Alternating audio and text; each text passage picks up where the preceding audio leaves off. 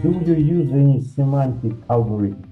I mean, do you refer in your algorithm to knowledge graphs, to Google entities, or only to Google search volume? The Athena search that we talk about is already a semantic database which understands the meaning of words. So, for example, if I say here top desires, in the market research, there are questions like what is single big desire? Now, single big desire and top desire, it understands what is meaning of top desire. To be top-notch coach, teacher, and professional B2B copywriter who excel at their craft. So this is the desire, to be top-notch Silicon Valley copywriter.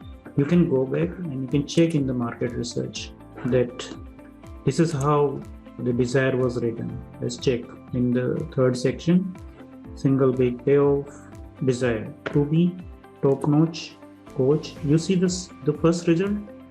This first result, I will read for you. To be a top-notch coach, teacher, professional B2B copywriter who excel at their craft. This is the input. This is what Athena knows. And anytime you search, and now I didn't use single big desire, but I use top desires. But the first result I'm getting is from the research that we have. This already proved that this is a semantic search model which understands the meaning, connection. It's like a knowledge graph. It's not using the knowledge graph technology, but knowledge graph is same. What you are referring to knowledge graph is a different concept, because knowledge graph is used in the big data to connect the different relationships.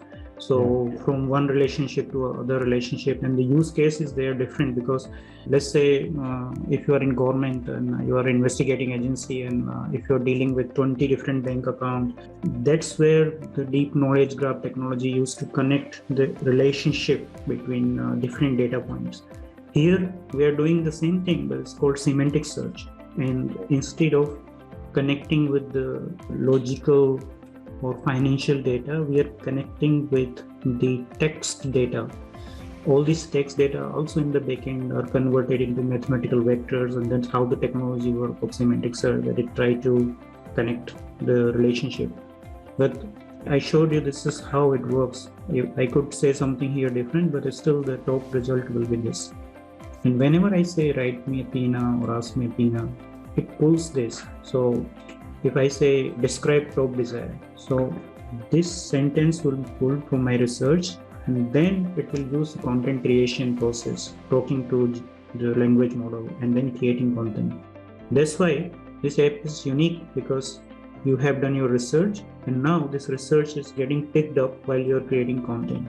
And by doing this, creating compartment between the research process and content creation, we have created a framework, we have created a system, because most of the time we want to write online, we just go and start writing. And that's also happened with every other tool out there. You start with a keyword and you start writing, but then you haven't done your proper research. Even if you have done your research, the research is somewhere else, either in Excel or with the team member or someone. But here things are connected. That's the key differentiation between this tool and other tool. Does that answer your question? Yes, I just wanted to make sure that your tool is semantically based copywriting and research tool. It's not only based on Google search volume. It's not based on only keyword or search volume. Yeah. You might have seen we are not using the search volume concept here. First, we are going deep into the research pain points, and then we are also pulling the data relating to search intent. So this means when I say search intent, all the positions, top 10 position, now you can choose what positions you want, but all the positions relating to that main topic of interest where we trained Athena is pulled up here. And as long as these are all interconnected, we will be still okay, because Athena is a semantic engine which understands the context. And I showed you how it understands the context. I said top desire, but the answer is single big desire. So it connects the concept in a semantic way. Do you have any option to see keyword as entities in the generated content? I mean, now we see the content which is generated. Is that possible to see? It's like, color market entities. You are referring to topics or keywords which you have in the database. So here, when you click on the topic, this is all the entities that are related and extracted by NLP: SEO strategy, keyword, SEO strategy, B2B, copywriter. This is all entities that your competitors are also writing these topics.